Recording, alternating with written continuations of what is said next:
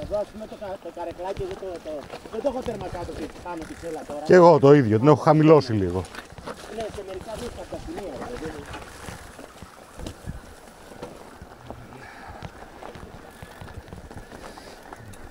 Το βλέπω στη μιλιά.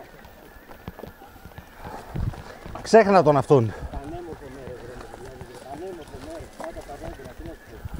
Μεράκι δίπλα. Πού είσαι, άρχοντα.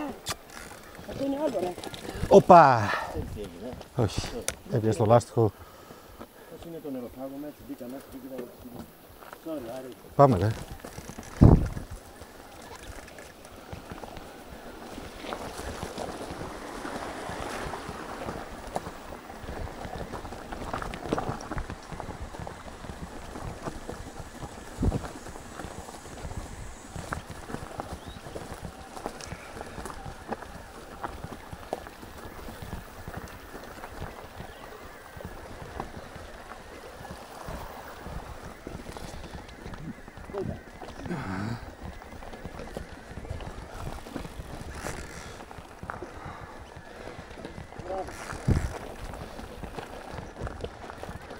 Εδώ είναι λίγο δύσκολο.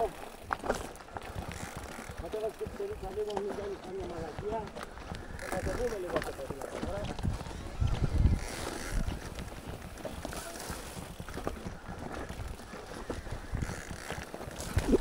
Κάει.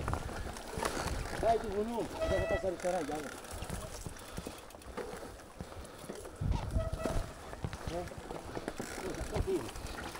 Κάτι συγγενής από το τσάι είναι, δεν είναι τσάι όμως. Κάπως αλλιώς το λένε αυτό. Αλλά είναι συγγενής με το τσάι, πολύ στενής συγγενής. Και όχι, στα δύσκολα, δεν το πίνεις. Δεν το πίνεις στα δύσκολα. Άμα την ακούς κιόλας το πίνω, ναι. Το σοβολάει το σοβολάει.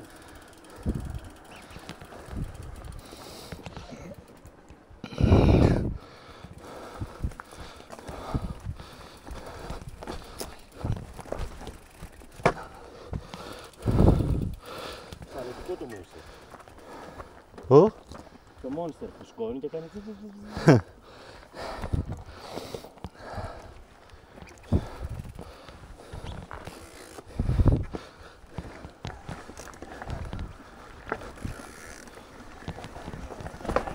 Έλα. Ναι.